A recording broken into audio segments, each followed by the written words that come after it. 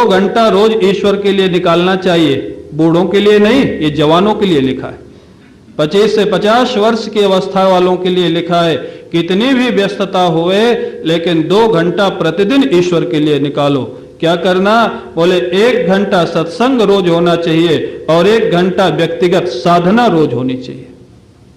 अगर ये नहीं करोगे तो बुढ़ापे में पश्चाताप हाथ में लगेगा। ये नोट कर लेना आप लोग जो 50 के नीचे, पश्चाताप छोड़ के हाथ कुछ नहीं लगेगा आपके। आप चाहे करोड़पति हो जाओ, अरबपति हो जाओ, प्राइम मिनिस्टर हो जाओ, कुछ भी हो जाओ, अगर आप ईश्वर के लिए 1 घंटा 2 घंटा डेली नहीं देंगे, वो भी युवा अवस्था में, बुढ़ापे में नहीं। बुढ़ापे में कुछ नहीं होता है, जो होता है युवा अवस्था में होता है। बुढ़ापे में कान से सुनाई नहीं देगा, आंख से दिखाई नहीं देगा, स्वामी जी क्या बोल रहे हैं समझ में नहीं आएगा। क्या करोगे बुढ़ापे में? युवा अवस्था में जो ईश्वर के लिए समय नहीं देता, बुढ़ापे में केवल पश्चाताप और रोना उसके हाथ लगता और कुछ हाथ नहीं लगता। ध्यान रखना। तो अभिप्राय क्या है? अपने मन को, हमारे जीवन का लक्ष्य क्या है? मनुष्य जीवन का लक्ष्य क्या है? आप अपने प्रसंग पे आ जाएं। मन को हम कैसे ठीक करें, मन को भगवान की ओर कैसे लगावे, क्योंकि ये मन ही सारी सफलता और सारी समस्या दोनों की जड़ है। ध्यान रखना, सारी समस्याओं की जड़ मन है और सारी सफलताओं की जड़ मन है। मन अगर आपका ठीक रास्ते पे चल पड़ा तो आप जैसा सफल कोई नहीं हो सकता है, और मन अगर विपरीत दिशा में चल पड़ा तो आपके जैसा समस्याग्रस्त कोई नहीं हो सकता है। ये मन ही जड़ है। तो पहले अपने जीवन का लक्ष्य निश्चित करो। आपके जीवन का लक्ष्य क्या है? और आप अगर कहें हमारे जीवन का लक्ष्य पैसा है, तो ये मनुष्य जीवन का लक्ष्य नहीं है। अर्थ एक पुरुषार्थ है चारों पुरुषार्थों में, लेकिन 4 हैं पुरुषार्थ। ध्यान रखना, केवल अर्थ ही पुरुषार्थ नहीं है। धर्म, अर्थ, काम, मोक्ष 4 पुरुषार्थ है। पहले धर्म है, बाद में अर्थ है, बाद में काम है, और अंत में क्या है? मोक्ष। और मोक्ष किसको बोलते? मोक्ष ब्रह्म का नाम ही मोक्ष होता है, आत्मा का नाम ही मोक्ष होता है, या सगुण की भाषा में राम का नाम ही मोक्ष। राम ब्रह्म परमार्थ रूपा। सगुण की भाषा में राम का नाम ही मोक्ष होता है, कृष्ण का नाम ही मोक्ष होता है। तो अंतिम पुरुषार्थ जीवन का क्या है? क्या अर्थ है या मोक्ष है? क्या है? मोक्ष है। प्रारंभ है धर्म से और समापन है मोक्ष से। अर्थ और काम बीच में है। बोले फिर ये बीच में क्यों लगा दिए? ये इसलिए लगा दिए गृहस्थ के लिए कि धर्म इत्यादि करने के लिए भी, गृहस्थ की ड्यूटी करने के लिए भी, बच्चों की पढ़ाई के लिए, समाज का एक स्तर रखने के लिए अर्थ की भी जरूरत है। लेकिन जरूरत से ज्यादा उसके पीछे मत लगो। और काम पुरुषार्थ का अर्थ है शरीर को स्वस्थ रखना।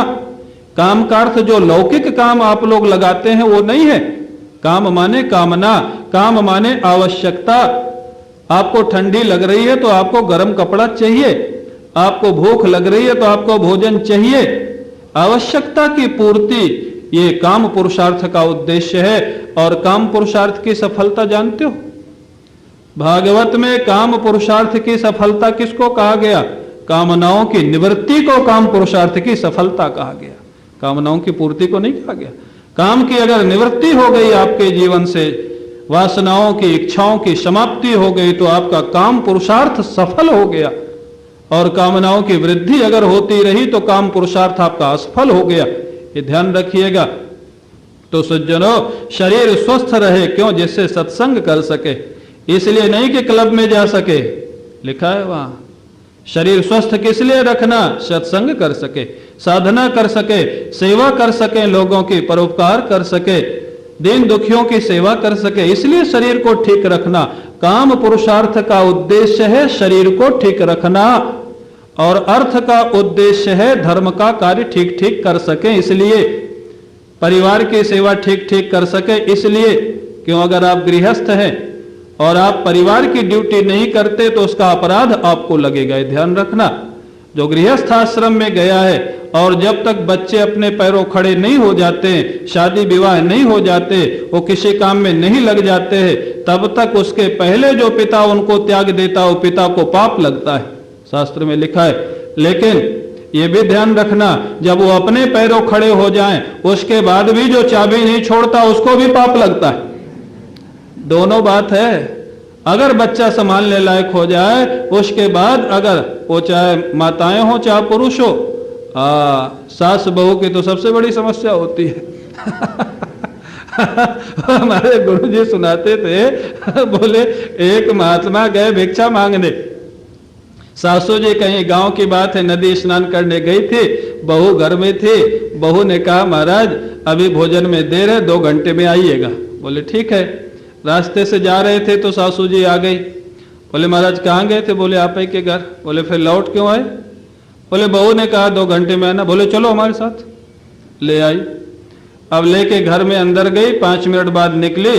बोले महाराज अभी तो 1 घंटा लगेगा भोजन में। अरे बोले तो वहां से काहे को लौटा लाए? तो मेरे को पहले से पता था, 1 घंटा मेरा और खराब कर दिया। बोले लेकिन 2 घंटे में भोजन मिलेगा, ये कहने का भी अधिकार मेरा। माने बच्चों को ड्यूटी, आप मैनेजर बन के रहो परिवार में, मालिक बन करके मत रहो। मालिक ठाकुर जी को रखो, ठाकुर जी के मैनेजर बन के आप रहो। ठाकुर जी कहते हैं 50 के बाद हम रिटायरमेंट आपको दे देते। भागवत में लिखा है 50 के बाद। क्यों महाराज? गवर्नमेंट तो 60 के बाद देती है, आप 50 में क्यों दे देते हो? ठाकुर जी आपके ऊपर दयालु है, कृपालु है। गवर्नमेंट रिटायरमेंट तब देती है जब आप काम करने लायक नहीं रहते हो। भगवान कहते हैं मैं रिटायरमेंट तब देता हूं जिससे परलोक के लिए भी कुछ कर सको। जब तक कुछ करने लायक हो उसके पहले रिटायरमेंट कर लो। इसलिए भागवत में लिखा है 50 के बाद अगर बच्चे, चलो 50 का अर्थ 50 ही नहीं है, 52 भी हो सकता है, 49 भी हो सकता है, 55 भी हो सकता है, लेकिन बच्चे संभालने लायक हो जाए। चलो आप कहेंगे बच्चों पे भरोसा नहीं है, तो ज्यादा से ज्यादा तुमको जितने अपने जीवन के लिए आवश्यक लगता है उतना अपना रख लो और भजन करो, बाकी बच्चों पे छोड़ दो। क्या बच्चों को तुम ही संभालोगे क्या? जब तुम्हारा शरीर नहीं रहेगा तब बच्चों को कौन संभालेगा? और जन्म लेते ही जिसके माता पिता चले जाते हैं उनको कौन संभालता है? हमारे माता पिता तो मैं 7 साल का था तब चले गए थे, दोनों चले गए थे। तुलसीदास जी के तुम्हारा जन्म लेते ही चले गए। कौन देखा? आप ये मिथ्याभिमान मत पालिए कि हम नहीं होंगे तो क्या होगा। ये मिथ्याभिमान है सब व्यक्ति का। तो अपने जीवन का जो लक्ष्य है, प्रसंग पे आ जाइए। भगवान लक्ष्य है आपके जीवन का, भगवान। मोक्ष आपके जीवन का लक्ष्य है। केवल पैसा कमाना, परिवार का पालना, ये आपके जीवन का लक्ष्य नहीं है। ये तो साइड का लक्ष्य है, एक ड्यूटी वो भी है आपके जीवन की, वो पूरी करके उसको छोड़ दीजिए। जीवन का लक्ष्य है भगवान। तो अब भगवान में मन को लगाना है। प्रश्न आ गया तो भगवान में हो तो महाराज इसीलिए हम रोज प्रेमपुरी आ रहे हैं भगवान में मन में लगाने के लिए। कैसे लगावे? भगवान में मन को लगाना है तो देखो थोड़ा मनोवैज्ञानिक ढंग से विचार करना पड़ेगा और शास्त्रीय भी है। ये जो सारा संसार बना है 3 गुणों से बना है, सत्वगुण, रजोगुण और तमोगुण। और आप प्रायः ध्यान देंगे आपके चित्त में जब सत्वगुण का आधिक्य होता है उस समय आप कथा भी ठीक से सुन पाते, उस समय आपकी माला भी ठीक होती है, उस समय आपका पाठ भी ठीक होता है, उस समय आपका ध्यान भी लगने लग जाता है। क्यों? सत्व गुण का धर्म है प्रकाश और ज्ञान। ये गीता में सब लिखा हुआ, आप लोग सब जानते। सत्व गुण का धर्म है प्रकाश और ज्ञान, सुख, ये सारा सत्व गुण का धर्म है। अभिप्राय क्या है? मन को ठीक, ये जन्म से सत्वगुणी है, आपको पहले दिन बताया गया था। मन जन्म से सत्वगुणी है, हमने उसको रजोगुणी तमोगुणी बना रखा है। वापस उसको सत्वगुणी बनाओ। सत्वगुणी बनाने का उपाय बोले 10 उपाय तो भागवत में लिखे हैं, बाकी बाद में और उपाय आपको बताए जाएंगे। एक श्लोक है भागवत के 11वें स्कंद में, शायद 13वां अध्याय या 14वां अध्याय में, आप देख लेना। 10 चीजें लिखी है मन को सत्वगुणी कैसे बनावे। आगमोपः प्रजादेशः कालः कर्म च जन्म च ध्यानम मंत्रोथ संस्काराः दशैते गुण हेतवः। 10 चीजें हैं। आगम, आगम माने आप पढ़ते क्या हैं, सुनते क्या हैं। आप माने आप खाते क्या हैं, पीते क्या हैं। आगमोपः प्रजा, प्रजा माने आप किस कंपनी में रहते, किस माने मित्र वर्ग में रहते, प्रजा। देशः माने किस जगह रहते हैं, स्थान का भी प्रभाव होता है। देशा, आप प्रेमपुरी आएंगे तो आपका मन आधा तो अपने आप भगवान की तरफ चला जाएगा, और गलत जगह जाएंगे तो आधा अपने आप गलत तरफ चला जाएगा। ये स्थान का प्रभाव।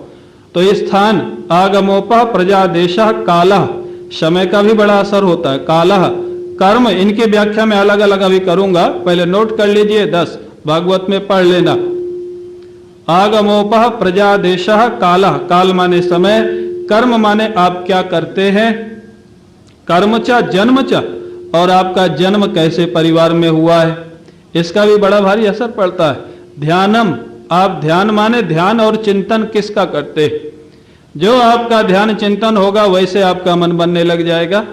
ध्यानम मंत्रोथ संस्काराः, मंत्र, आपका मंत्र कैसा है, रजोगुणी है, सत्वगुणी है, तमोगुणी। आप कहेंगे मंत्र भी तमोगुणी होते हैं, जितने तांत्रिक है ना इनके मंत्र सब तमोगुणी होते हैं, और ये तांत्रिक लोग अपनी तंत्र विद्या में ही मारे जाते हैं, कोई बुरा मत मानना। बहुत अच्छे एक संत हुए, वो चलो तंत्र तो उनकी सिद्धि थी, देवी की सिद्धि थी। ये जो पागल बाबा मंदिर है वृंदावन में, जो लोग गए होंगे, मेन रोड पे बहुत बड़ा मंदिर है, उनको देवी की सिद्धि थी, कामाख्या की। एक रूमाल था सिद्ध उनके ऊपर, उनके पास में, वो जिसके ऊपर घुमा दे कुछ कर दे उसका काम हो जाता था। करोड़ों करोड़ों की संपत्ति उनके पास थी। लेकिन आप जानते, उनके एक निकट सहयोगी ने हमको बताया, एक बार किसी सेठ का बहुत बड़ा काम कराने के लिए बाबा ने काली को नर बलि की मान्यता कर दी कि मैं तुमको मनुष्य बलि दूंगा अगर इसका ही काम हो जाएगा। काम तो हो गया। अब वो सेठ व्यवस्था नहीं कर पाया व्यक्ति की। अब वो जो महाराज ये तांत्रिक सिद्धियों का देखो परिणाम क्या होता, ये सच्ची घटना है। अब वो सेठ व्यवस्था नहीं कर पाया। अब जो बाबा थे वो तांत्रिक तो थे, लेकिन उनमें कुछ साधुता भी थी। वो वृंदावन को बहुत आगे बढ़ाना भी चाहते थे। जब नहीं वो व्यवस्था कर पाए, तब वो काली बोले कि अब नरबली की व्यवस्था का क्या हुआ। तो बाबा की तो बात होती थी। बाबा को अंत में कहना पड़ा कि अब मां मैं किसको पकड़ के लाऊं, वो सेठ तो किसी को लाया नहीं, आप मेरी बलि ले लीजिए। उसी में वो गए, उसी में उनका शरीर गया। ये उनके निकटस्थ सेवक ने बताया मेरे को आकर के।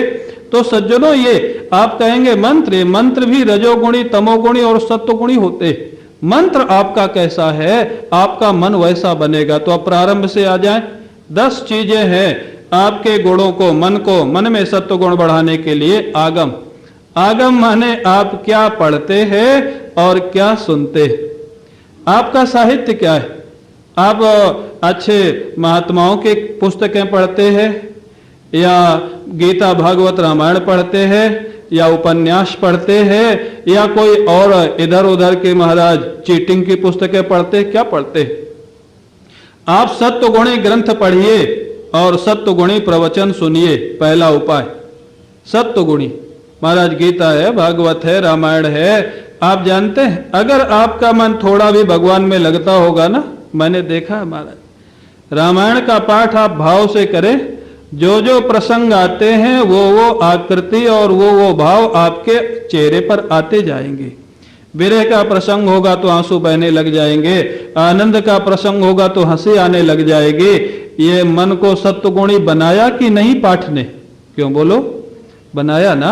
आप क्या पाठ करते, आप क्या पढ़ते हैं, आपका मन, ये मन निर्माण के सारे उपाय हैं। ये केवल प्रवचन नहीं है, ये प्रैक्टिकल है जीवन का। मन निर्माण के आप पढ़िए, नहीं मन लगता तो भी पढ़िए, लगने लग जाएगा, लगने लग जाएगा एक ना एक दिन। क्यों, ये मन, कई जो शराबी होते हैं ना, शराबियों को तो मैं नहीं ज्यादा जानता, हमारे गांव में तमाकू क्या बोलते हैं, हाँ, तमाकू खाने वाले बहुत होते थे। तो वो जो नए किसी को जब सिखाते थे संगति में, कि थोड़ा पहली बार जब उसको देते थे तो उल्टी हो जाती थी, बड़ा उसको अजीब सा लगता था। वो बोलता था तो बहुत खराब चीज है। बोले नहीं नहीं नहीं, 4-6 बार खाएगा तो बड़ा आनंद आएगा बाद में, और खा ले एक बार। अरे जब तमाकू खाते खाते 10 बार के बाद वो तमाकू जो पहले उल्टी कर देता था, और फिर तमाकू की इतनी आदत पड़ जाती, ये तंबाकू खाने वालों को देखा है महाराज, फिर इतने ये व्याकुल हो जाते हैं। बड़े बड़े अफीसरों को देखा, अपने चपरासी से कहता है कि लिए है क्या तंबाकू? देखा है, कोई इज्जत का कोई परवाह नहीं, प्रतिष्ठा का परवाह नहीं। तो अगर ये एक सांसारिक कड़वी चीज और अगर बार बार खाने के बाद वो रस देने लग जाती है, तो क्या भगवान का पाठ, भगवान का सत्संग, भगवान की कथा, ये क्या बार बार सुनने पढ़ने से रस नहीं देगी? क्यों देगी? ना देगी तो इसको निरंतर इसी का श्रवण करो। सावधान रहना, सत्व गुणी साहित्य को पढ़ना और सत्व गुणी प्रवचन को सुनना। आपको कोई संसार की चर्चा सुनावे, व्यवहार में जितना आवश्यक है वो तो करना पड़ेगा, लेकिन अनावश्यक आपके कानों के माध्यम से कोई संसार को डाले, निंदा स्तुति सुनावे, हाथ जोड़ लेना, माफी मांग लेना या बहाना बना के भाग जाना। कह देना मेरे को वहां, या तो और कुछ ना बहाना हो, कह देना मेरे को लघु शंका लगी है, बस भाग जाना वहां से। पाप नहीं लगेगा, मैं आपकी जिम्मेदारी लेता हूं। अगर आप सांसारिक चर्चा से बचने के लिए झूठ बोल के जाएंगे तो झूठ बोलने का पाप नहीं लगेगा। भागवत धर्म में लिखा है, भागवत में, चले जाना वहां से, महाराज संसार की चर्चा नहीं सुनना। हमारे महाराज जी कहते थे, आपके दरवाजे पर एक टोकरी कोई कचरा डाल दे तो 10 दिन झगड़ा करते हो, और आपके दोनों कानों से कचरा आपके अंदर कोई डाल रहा है और आप उसका सम्मान करते हो। और फिर क्या हुआ आगे? फिर क्या हुआ आगे? उसने क्या कहा? कितना रस आता है। बारिश हो रही हो तो बारिश का ध्यान भूल जाएगा, धूप निकल रही हो तो धूप का ध्यान भूल जाएगा। शायद माला में इतना ध्यान नहीं लगता जितना वो चर्चा सुनने में लग जाता। आगे क्या हुआ? और महाराज माताओं को तो भगवान ही मालिक है। वो कोई हमको बोला, कल परसों ही बोल रहा था, बोले दुनिया का 8वां आश्चर्य आपको बतावें। देखो कोई नाराज नहीं हो जाना क्योंकि आप लोगों का आरक्षण लोकसभा में भी हो चुका है अभी तक। तो बोले 8वां आश्चर्य बतावें। बोले क्या? बोले 2 माताएं बैठी और शांत हो, ये 8वां आश्चर्य है दुनिया का। अब क्या करेंगे? कहां कहां की चर्चा निकलती है, मैं समझ नहीं पाता। 12 बज जाएगा रात में, 1 बज जाएगा, 2 बज जाएगा, कथाओं का अंत ही नहीं। कहां कहां की कथा है। अरे आप उनसे बचो जिसको ईश्वर के रास्ते पे चलना है। देखो ईश्वर के रास्ते में स्त्री पुरुष का भेद नहीं है। देवहूति भी तो स्त्री थी ना। देवहूति जैसा अवधूत कोई बिरले हुए होंगे। परता पोष्य देहा लिखा है, ऐसा शरीर हो गया था, बालों की जटाएं बन गई थी देवहूति की। कोई भोजन करा देता तो कर लेती, नहीं कराता तो भोजन का भी भान नहीं था। वो भी तो देवी थी ना, महिला थी ना। द्रौपदी भी तो महिला थी ना, उत्तरा भी तो महिला थी ना, ये सारी महिलाएं थी ना। भगवान के रास्ते में स्त्री पुरुष का भेद नहीं होता है। तो सज्जनों, पहला उपाय है आगम। आगम माने साहित्य। आप क्या पढ़ते हैं और क्या सुनते, सावधान रहना। सत्वगुणी चर्चा सुनना और सत्वगुणी ग्रंथों का अध्ययन करना, पहला उपाय। दूसरा है अप माने होता है जल। तो जल यहां उपलक्षण है, जल से भोजन का भी अर्थ लिया जाता है। आप क्या खाते? गीता में सब ये लिखा हुआ है। ये जो ज्यादा खट्टा होता है, ज्यादा कड़वा होता है, ये रजोगुणी भोजन है। और जो दुर्गंध युक्त होता है, जैसे लहसुन है, प्याज है या नॉनवेज है, और जो बासी होता है और जो जूठा होता है, ये बड़ी मुश्किल है। लहसुन प्याज से बचा जा सकता है, नॉनवेज से बचा जा सकता है, लेकिन आज के समय में जूठे से बचना क्यों? आजकल वो भोजन बैठाल के तो होता नहीं, क्या बोलते हैं उसको? बफर, बुफे क्या बोलते हैं? जूता पहन के प्लेट लेके, बस कम से कम अभी प्रेमपुरी में तो मर्यादा बनी है कि देने वाले खड़े रहते हैं। नहीं तो सब अपने से निकाल निकाल के महाराज जिसका खत्म हुआ पहुंच गया। महाराज वो जो है ना, ये जूठे को गीता आप लोग सुनते हैं, पढ़ते हैं। उच्छिष्टम, उच्छिष्ट को तामसी भोजन के अंदर रखा गया है। आप अपनी संस्कृति भूलते जा रहे। पाश्चात्य संस्कृति के अंधानुकरण से आप अपनी संस्कृति भूलते जा रहे, जिसका दुष्परिणाम आपको हमको भोगना पड़ रहा है। और होता क्या है, ना तो हम पूरे पाश्चात्य ही बन पाए और ना पूरे हिंदुस्तानी ही रह पाए, बीच में लटक गए। उनकी जो अच्छाइयां हैं वो भी तो देखो ना, वो समय के पक्के होते, वो महाराज प्राय ड्यूटी के पक्के होते हैं, मेहनती होते हैं, बदमाशी नहीं करते, उन लोगों के देश भौतिक दृष्टि से बहुत आगे। और आपके यहाँ 1 करोड़ अगर ऊपर से पास होगा तो पब्लिक के पास पहुंचते पहुंचते कितना बचेगा, कितना बचेगा? 1 लाख मिल जाए तो बड़ी भारी ईश्वर की कृपा है। नहीं तो सब बांट, कितना बढ़िया बांट करते हैं महाराज। मैं तो एक बार, भगवान बचावे महाराज, सरकारी दफ्तरों में जाने से, जब मैं पढ़ता था वृंदावन में तो मोटरसाइकिल का लाइसेंस बनवाने गया। उस समय वो मोटरसाइकिल रखता था स्कूल जाने के लिए। तो अब जब गया तो उस समय लाइसेंस की फीस थी 35 रुपया, और वो मेरे से बोलता है कि 150 रुपया दे दो, जबकि ऑलरेडी मैं पहले सीख के गया था, टेस्ट देने गया था। तो मैंने कहा कि देखो 35 रुपया फीस है तो 50 ले लो, 60 ले लो, लेकिन 150 का क्या तुम्हारा गणित है? तो बोले जाओ जाओ जाओ, बाद में आना, आरटीओ साहब आएंगे, टेस्ट दे देना, पास हो जाना तो मिल जाएगा। बाहर एक व्यक्ति ने बताया कि आरटीओ साहब कभी पास नहीं करेंगे तुमको। तो मैं फिर उसके पास गया, मैंने कहा भाई तो 150 क्यों मांग रहा है? तो बड़ा गुस्साया वो मेरे ऊपर। बोले बाबा मैंने कह दिया ना कि जाओ तुम टेस्ट दे देना और ले लेना लाइसेंस, मत दो हमको पैसा। तो मेरे को लगा ये पैसा भी ले रहा है, डांट भी रहा है, कारण क्या है? मैंने कहा भाई तो 35 का 150 मांग रहा है, फिर डांट किस लिए रहा है? बोले मेरे को अकेले थोड़ा मिलेगा, ये सब बांटेंगे उसमें, मैं तो खाली कलेक्शन करता हूं। अब क्या करेंगे? ये जो दशा है देश की, ये पाश्चात्य देशों की तो नहीं है, थोड़ा बहुत है लेकिन इतना नहीं है जितना यहाँ है। तो सज्जनों अच्छाई भी तो सीखो ना, वहां से अगर कुछ सीखना है तो। इसलिए खाना पीना आपका सात्विक होना चाहिए। जो जूठा है ना, जूठा, ये तामसी भोजन में आता है, ध्यान रखना। दुर्गंध युक्त भोजन और शराब इत्यादि, नॉनवेज और जूठा, ये सब तामसी भोजन है। बहुत ज्यादा चटपटा, बहुत ज्यादा खट्टा, बहुत ज्यादा कड़वा, जिसमें खाते जाएं और आंसू बहते जाएं और नाक से कुछ निकलता जाए, ये सब रजोगुणी भोजन है, ये राजसी भोजन है। और बोले ये दूध, घी, मक्खन, चीनी, मिठाई, ये सब कौन सा भोजन है? सत्वगुणी भोजन। आज सब इसी से परहेज करते। क्यों? दूध, घी, चीनी, मिठाई कोई खाता है? नहीं खाता महाराज। या तो अपने से नहीं खाते या डॉक्टर साहब मना कर देते नहीं खाना है। क्या परिस्थिति है? खाएंगे भी तो मलाई निकाल देंगे। अरे जो खाने की चीज है उसको तो बाहर निकाल देते, बोले मलाई निकाल दो सज्जनों सत्वगुणी। लेकिन वहां एक ध्यान रखना है, गीता में लिखा है कि ये सब है तो सत्वगुणी भोजन, लेकिन उतना ही खाना जितना स्वास्थ्य के लिए अच्छा हो। आप ज्यादा एकदम से घी खा जाओ, ज्यादा दूध पी जाओ तो बाद में डॉक्टर को मना करना ही पड़ेगा। आप थोड़ा थोड़ा खाओ ना। हमारे आश्रम में एक महात्मा था, अब भंडारा होता था तो उसका पेट खराब रहता था, पूड़ी नहीं खाता था, रोटी मांगता था। महाराज जी ने सुनाया, उड़िया बाबा जी एक दिन उसको बुलाए, बोले ब्रह्मचारी जब सब लोग पूड़ी खा रहे हैं तो रोटी के लिए क्यों परेशान है? बोले महाराज मेरे को पूड़ी पचती नहीं। बोले मैं बताता हूं ऐसे पचेगी। कैसे पचेगी? पचने का उपाय सुन लेना। सब लोग बड़े उत्सुक होंगे क्योंकि पचने की बड़ी समस्या है आजकल। तो खाने का बहुत है लेकिन पचता नहीं है। बोले पचने का उपाय मैं बताता हूं। क्या उपाय बताया? कोई दवा नहीं बताई, क्या उपाय बताया?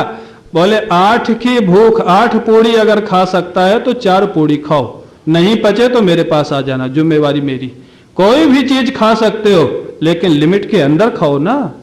आपको अगर मना है तो थोड़ा खाओ ना, पहले से थोड़ा खाते तो मना करने की स्थिति नहीं आती। अब स्थिति आ गई है तो थोड़ा थोड़ा खाओ।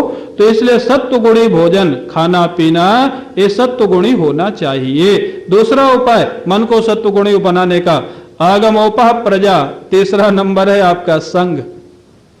जैसा करे संग वैसा चढ़े रंग।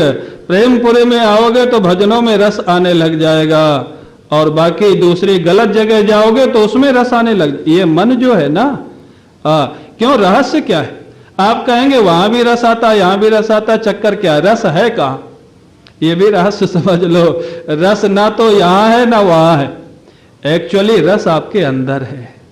जहां मन एकाग्र होने लग जाता है वहां आपके आत्मा का प्रतिबिंब अंतःकरण पर पड़ने लग जाता है। रस स्वरूप है आत्मा, रसो वैसा। रसस्वरूप है ब्रह्म, रसस्वरूप है परमात्मा, उसका वो प्रतिबिंब जब आपके अंतःकरण पर पड़ता है तो रसानुभूति होने लग जाती है और आप सोचते हो रस बाहर से आ रहा है। तो इसलिए आपको माध्यम बनाना है, रस तो आपके अंदर है, इसलिए गलत माध्यम ना बना करके अच्छा माध्यम बनाइए। कहने का तात्पर्य यही है। आप प्रेमपुरी में कथा भजन करने लग जाएंगे तो उसमें भी रस आने लग जाएगा, क्लबों में जाने लग जाएंगे तो उसमें भी रस आने लग जाएगा। एक सुनकर के आश्चर्य होता और देख के भी, क्योंकि अगर रस नहीं आता तो लोग जाएं क्यों? वहां भी रस आता है, लेकिन वो रस जो है ना, रस अंदर है, रस बाहर नहीं है। इसलिए जब अंदर ही रस है तो गलत माध्यम क्यों चुनते हो?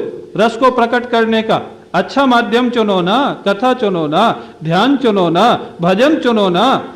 आप देखना अगर इसमें रस ना आवे तो मेरे पास आना आएगा। आप अच्छा माध्यम चुनो, इसलिए कहते हैं प्रजा संगति। आप लोग ऐसे मित्र ऐसे बनाओ जो आपको अच्छे रास्ते के लिए प्रेरणा दें। मित्र ऐसे मत बनाना। हमारे महाराज जी कहते थे, अगर आप आगे बढ़ना चाहते हो तो अपने से आगे वालों का साथ करो, पीछे वालों का मत करना। पीछे वालों का साथ करना नुकसानदायक है, आगे वालों का साथ करना आपके लिए लाभकारी होगा। आगे वालों का माने जो स्वयं ज्यादा शांति का अनुभव कर रहे हैं, स्वयं ज्यादा भजन कर रहे हैं, स्वयं ज्यादा ठाकुर सेवा कर रहे हैं, स्वयं ज्यादा जो आपको अच्छे रास्ते के लिए प्रेरणा दें। मित्र ऐसे मत बनाना। हमारे महाराज जी कहते थे, अगर आप आगे बढ़ना चाहते हो तो अपने से आगे वालों का साथ करो, पीछे वालों का मत करना। पीछे वालों का साथ करना नुकसानदायक है, आगे वालों का साथ करना आपके लिए लाभकारी होगा। आगे वालों का माने जो स्वयं ज्यादा शांति का अनुभव कर रहे हैं, स्वयं ज्यादा भजन कर रहे हैं, स्वयं ज्यादा ठाकुर सेवा कर रहे हैं, स्वयं ज्यादा अपने जीवन को कृतकृत कर रहे हैं, धन्यता का अनुभव कर रहे हैं, ऐसे लोगों का साथ करो ना। अगर गलत संगति पड़ गई, हमारे महाराज जी से आपने सुना होगा, एक बेचारा सामान्य परिस्थिति का व्यक्ति था। बाद में देखो लक्ष्मी का आना जाना ये किसी के बस में नहीं, आती है तो ऐसे आती है कि पता नहीं लगता, और जाती है तो भी ऐसे जाती है कि पता। वो महाराज उसका कुछ समय अच्छा आया, पैसे वाला हो गया। जब पैसे वाला हो गया तो ये क्लब वालों से, पैसे वालों से धीरे धीरे परिचय हो गया। अब वो क्लब का मेंबर बन गया। सारे क्लबों में खराब काम होता है ऐसा नहीं मैं कहता। अब वो क्लब वाले बोले कि आप सदस्य बन गए हो तो आना चाहिए क्लब में। ठीक है, जाने लग गया। बोले यहाँ आते हो तो कुछ खाना पीना चाहिए। बोले नहीं, मेरा नियम है, मैं बाहर का नहीं खाता। अच्छा, बोले बाहर का नहीं खाते हो ना? और बोले मैं घर के बाहर भोजन भी नहीं करता, मेरा नियम है, ठाकुर सेवा करता हूँ। बोले चलो कोई बात नहीं, आप फल ले आया करो घर में, घर से यहाँ बना लिया करो और खा लिया करो, उसमें क्या समस्या। आप खाली बैठे रहते हो तो अच्छा नहीं लगता है। वो फल खाने लग गया हमारा। बाद में लोगों ने कहा कि भाई तुम फल घर से ढो के लाते हो, हम यहीं दे दिया करेंगे, यहाँ के फल खा लिया करो। अब देखो पैसे का असर पड़ता है, जैसे पैसे का सामान आएगा उसका उपयोग वैसे ही होगा।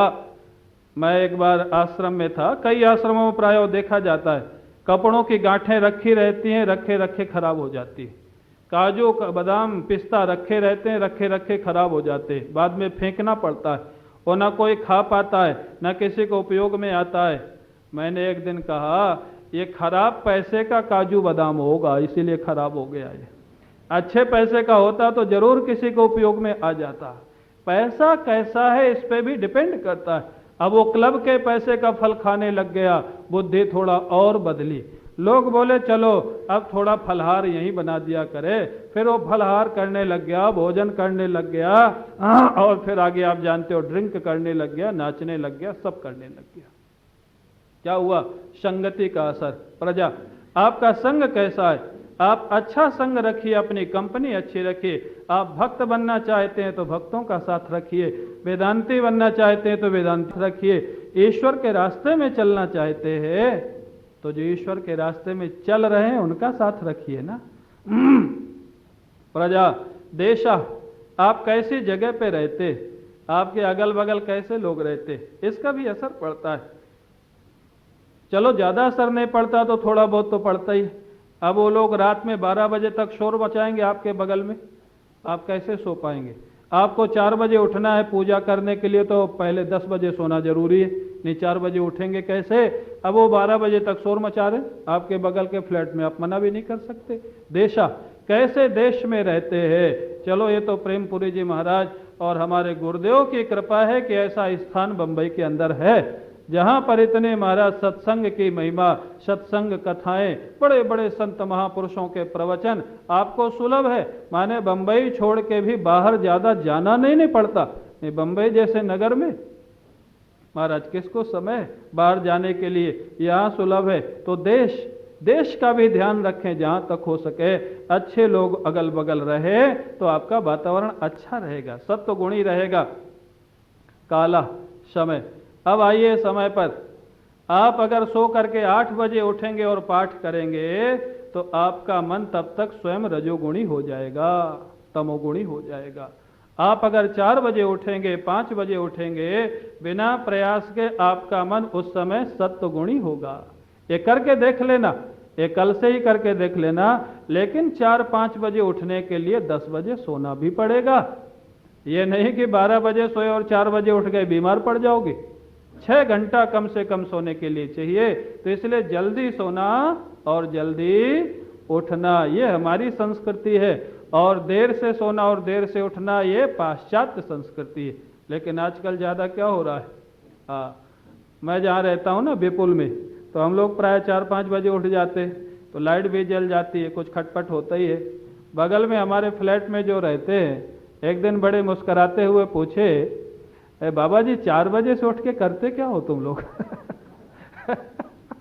मैंने कहा तुम क्या समझोगे, हम क्या करते हैं 4 बजे से उठ के? बोले 4 बजे लाइट तुम्हारी रोज जल जाती है, कुछ ना कुछ खटपट भी होता है, क्या करते हो 4 बजे से उठ के? माने वो सोच भी नहीं सकता। क्यों? बहुत तो ऐसे महापुरुष हैं जिनका सोना ही 4 बजे प्रारंभ होता है। होता है कि नहीं बताओ? आपके बंबई में होंगे जरूर ऐसे लोग जो 4 बजे सोना प्रारंभ करते। तो ये तो बिल्कुल उल्टा ही हो गया ना। और एक बड़ी व्यंग की बात है, जो रात में जगते और दिन में सोते हैं, उनको संस्कृत में क्या कहा जाता है पता है आपको? निशायाम चरति। क्या होता है उसका अर्थ? जो रात में जगे और दिन में सोए। निशाचर का अर्थ होता है जो निशा में, रात्रि में जगता है और दिन में सो जाता है। 4 बजे ब्राह्म मुहूर्त में सोना प्रारंभ करते। हमारे महाराज जी विनोद में कहते थे, बोले एक व्यक्ति हमारे पास आया, बोले महाराज आप जानते हो हम कब उठते? बोले कब उठते हो? बोले जब हमारी खिड़की से सूर्य भगवान दिखने लगते। महाराज जी बोले ठीक है 7-8 बजे तो दिखते ही होंगे। बोले नहीं महाराज, हमारी खिड़की पश्चिम दिशा में है। आप समझ गए अब कब उठता था वो? पश्चिम दिशा में खिड़की, माने शाम को दिखते होंगे सूर्य भगवान, तब वो उठता था। तब वो सोता होगा 4 बजे, 5 बजे, 6 बजे सुबह, तब वो उठता है देर से। तो सज्जनों, काला आप करके देखना। एक सच्ची घटना है, हमारे आश्रम में दिल्ली के एक भक्त आए, उनकी 8 बजे उठने की आदत थी। अब वो संयोग से कोई ठाकुर जी की लीला ऐसी थी, उस दिन से उनका थोड़ा जीवन भी बदल गया। हमारे आश्रम जो लोग गए, यहाँ कई लोग बैठे, शंकर जी का जो मंदिर है उसके बगल में एक कोठी, वहाँ पर उनको ठहरा दिया गया। अब सुबह गर्मियों में 4:30 बजे और ठंडियों में 5 बजे शंकर जी की आरती होती, और उस आरती में नगाड़ा बजता है, बड़े जोर से नगाड़ा बजता है, सारे आश्रम में सुनाई पड़ता है। अब वो बगल में ही कोठी उनकी, अब बजा नगाड़ा तो उनकी आंख खुल गई। अब आंख खुल गई तो वो स्वयं सुबह उठ के सुनाए। बोले जब आंख खुल गई तो मैं तकिया उठा के अपने कान के ऊपर रख लिया, जिससे आवाज़ सुनाई न पड़े, लेकिन इतना जोर बज रहा था कि नींद टूट ही गई, उठ नहीं पड़ा। जब उठ गया फिर बोले बाहर जब घूमा उस समय आश्रम में, अपना आश्रम बहुत बड़ा है, बाहर कहीं वॉकिंग करने की जाने की जरूरत नहीं, अंदर ही 900 मीटर का राउंड है, अंदर आश्रम के अंदर। बोले उस दिन जब मैं अंदर घूमा सुबह 5 बजे उठ के, इतना रस आया कि अगले दिन से बिना कहे उठने लग गया सुबह। आप करके देखना, सुबह 4 बजे उठ के, चलो मैं कहता हूं माला मत करना, आचमन करके हाथ मुंह धो के आसन पे बैठ जाना, आधा ध्यान आपके बिना प्रयास के लग जाएगा। वातावरण में सत्व गुण होता है उस समय। ये काल आप अगर 8 बजे उठेंगे तो पूजा में आपको सपोर्ट नहीं मिलेगा। 4 बजे 5 बजे उठ के करेंगे, आपको ध्यान में भजन में सपोर्ट मिलेगा। आप करके देखना। तो ये है काल। आगमोपह प्रजादेशा कालः कर्म। आप करते क्या है? इसका भी बड़ा भारी एक रोल है आपके जीवन के लिए, मन के निर्माण के लिए। करते क्या है? आप अगर कोई गलत धंधे में लगे हुए हैं तो 19 घंटा गलत धंधा और 1 घंटा सत्संग, ये तो बराबर हो जाएगा प्लस माइनस। बिजनेस भी करो तो अच्छे ढंग का करो थोड़ा, जिसमें बहुत ज़्यादा बदमाशी न करनी पड़े, बहुत ज़्यादा धोखाधड़ी न करनी पड़े, बहुत ज़्यादा लोगों को ठगना न पड़े। बिजनेस करना धर्म है, लेकिन करते क्या है? और 1-2 घंटा सेवा में दे दो तो कहने क्या है? साधन भजन के साथ साथ आप कहें कहाँ सेवा करें? घर में तो हमारी श्रद्धा नहीं किसी पर। क्यों बड़ा कठिन है आज? सेवा के लिए श्रद्धा भी तो चाहिए ना।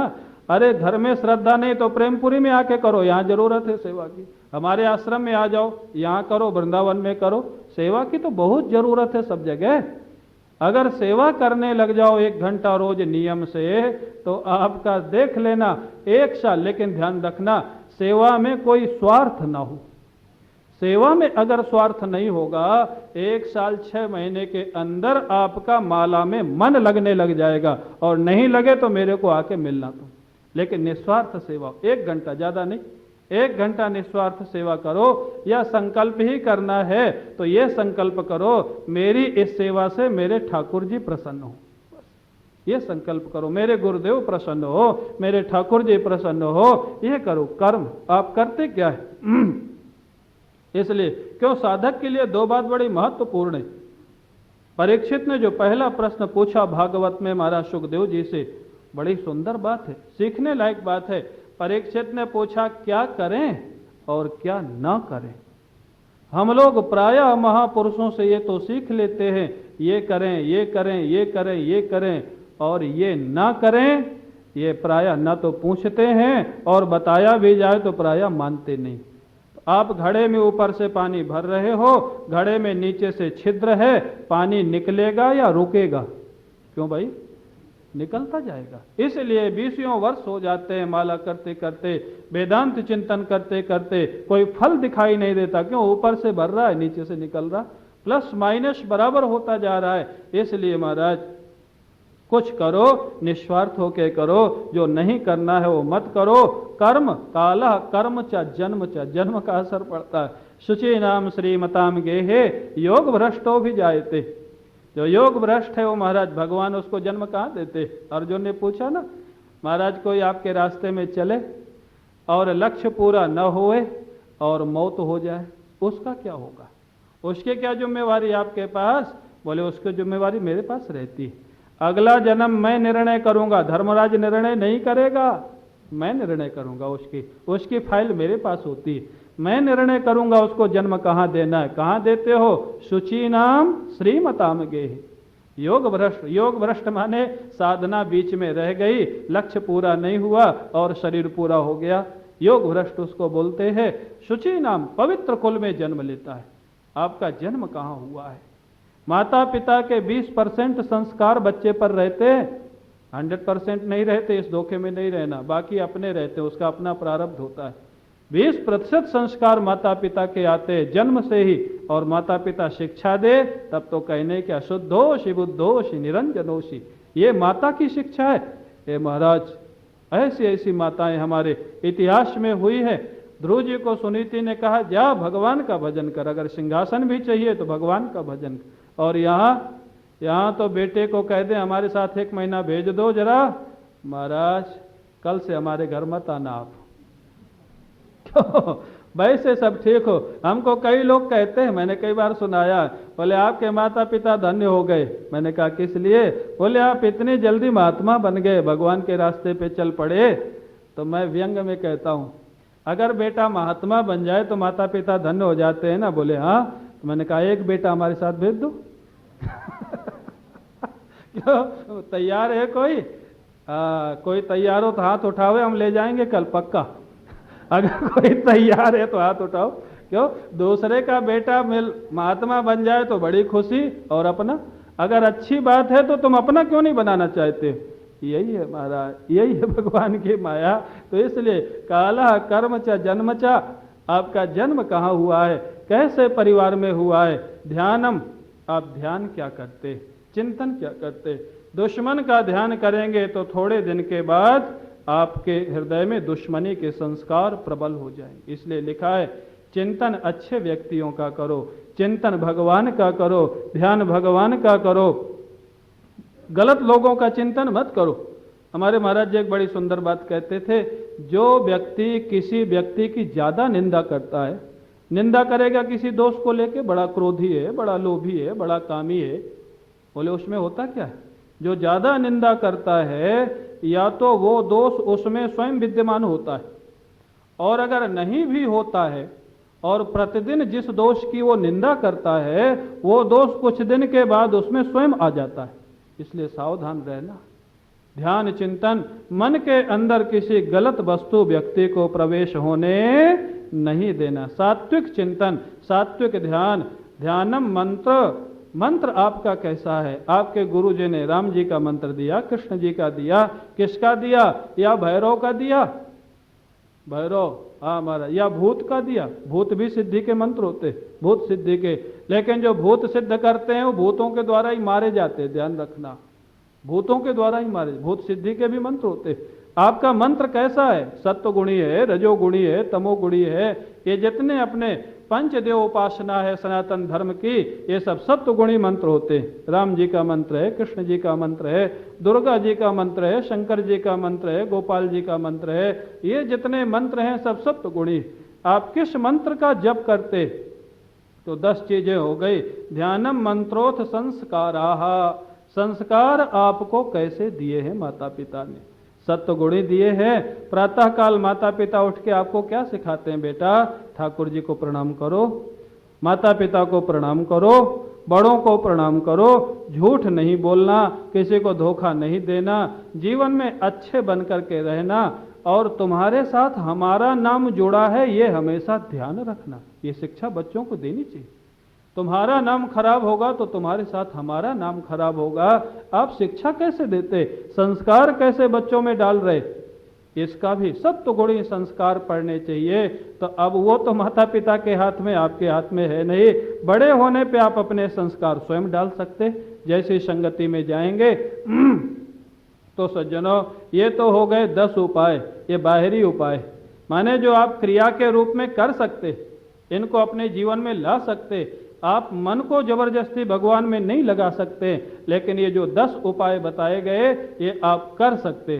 फिर क्या करें, ये 10 उपाय करने के बाद भी मन न लगे तो, मन भगवदाकार न हो तो, मन भगवदाकार पूर्ण रूप से कब होता है, कैसे होता है, ये प्रश्न मैंने अयोध्या में एक संत से पूछा था। ये देखो सब जीवन के अनुभव की बातें हैं, वो संत ने अपने जीवन का अनुभव सुनाया। मैंने कहा महाराज पूर्ण रूप से मन भगवान में कैसे लगता है, भगवान में प्रेम कैसे होता है। उन्होंने बड़ी सुंदर बात कही, बोले ब्रह्मचारी जीव पूरा प्रयास करे तो ज्यादा से ज्यादा 50% मन लगा सकता है, पूरा प्रयास करे तो। माने जो 10 उपाय बताए गए ये आपको करने हैं, ये भगवान नहीं करेंगे, ये आपको करने हैं। 10 उपाय आपको करने हैं जो बताए गए सत्वगुण बढ़ाने के लिए। और बोले अगर पूरा प्रयास करे तो 50% लगा सकता है, बाकी बोले जब भगवान देखता है उसका एक नन्हा सा बालक इतना प्रयास कर रहा है तो भगवान को करुणा आती है।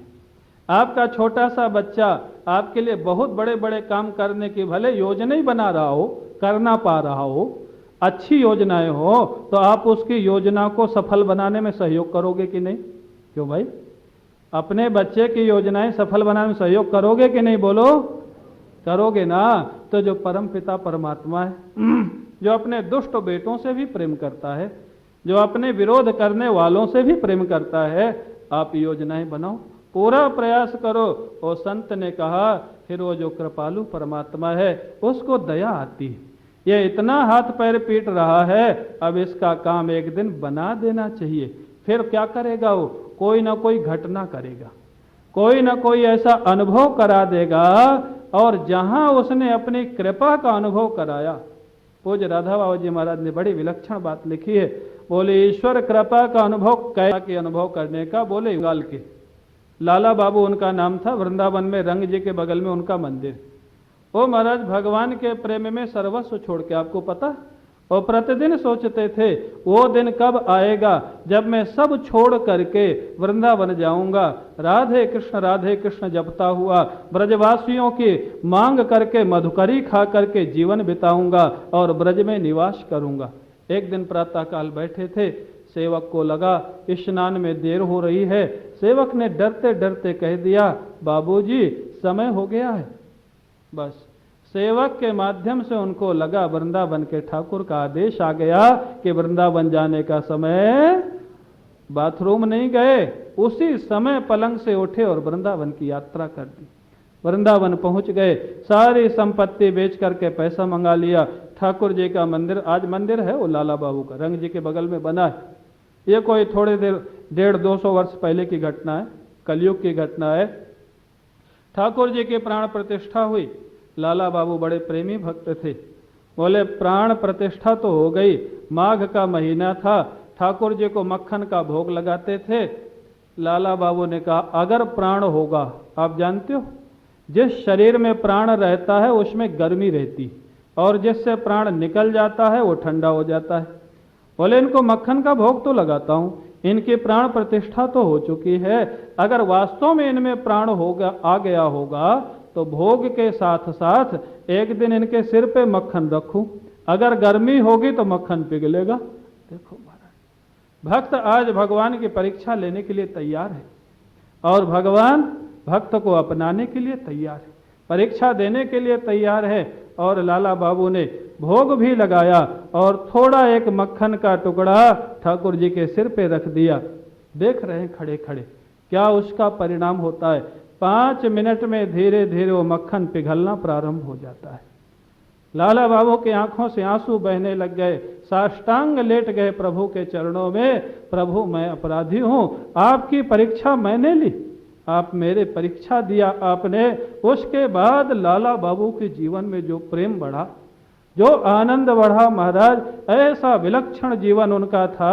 आज भी अनेक लोग उनके पुस्तकें पढ़ते, अनुकरण करते। तो कहने का अभिप्राय क्या है, ये 10 उपाय आपको करने होंगे, और 10 उपाय जब आप करेंगे तो मैं आपको विश्वास दिलाता हूं ईश्वर कोई ना कोई लाला बाबू जैसी घटना आपके जीवन में करेगा, और आपका मन हमेशा के लिए कृष्णाकार हो जाएगा, रामाकार हो जाएगा, ब्रह्माकार हो जाएगा, और हमेशा के लिए आनंदित हो जाएगा। तो सज्जनों, ये सारा मन का खेल है, सारी मन की लीला है। आप अपना मन अपने प्रयास के द्वारा अपने वश में रखिए। अभ्यास और वैराग्य, 2 बात जो भगवान ने बताई ना, वैराग्य माने संसार के थोड़े महत्व बुद्धि कम करते चलिए, और अभ्यास माने सत्संग और भजन नित्य प्रति करते चलिए। अभ्यास माने दोहराना, रोज करना, ये रोज करते चलिए, उपाय में लगे रहिए। आप हाथ पैर पीटेंगे तो ठाकुर दौड़ के आपके पास आएगा, आप विश्वास रखिए और आपका मन भगवान में लग जाएगा। तो सज्जनों, इन 3 दिनों के अंदर मन क्या है और मन के महाराज संसार में जाने का कारण क्या है, और मन को हम भगवान में कैसे लगा सकते हैं, ये चर्चा आपस में हुई। आपको भी रस आया, मेरे को भी रस आया, दोनों को रस आया। तो अब समय भी पूरा हो गया, 2-3 मिनट आगे ही हो गए हैं। इन्हीं शब्दों के साथ मैं गिरीश भाई को बहुत बहुत धन्यवाद दूंगा।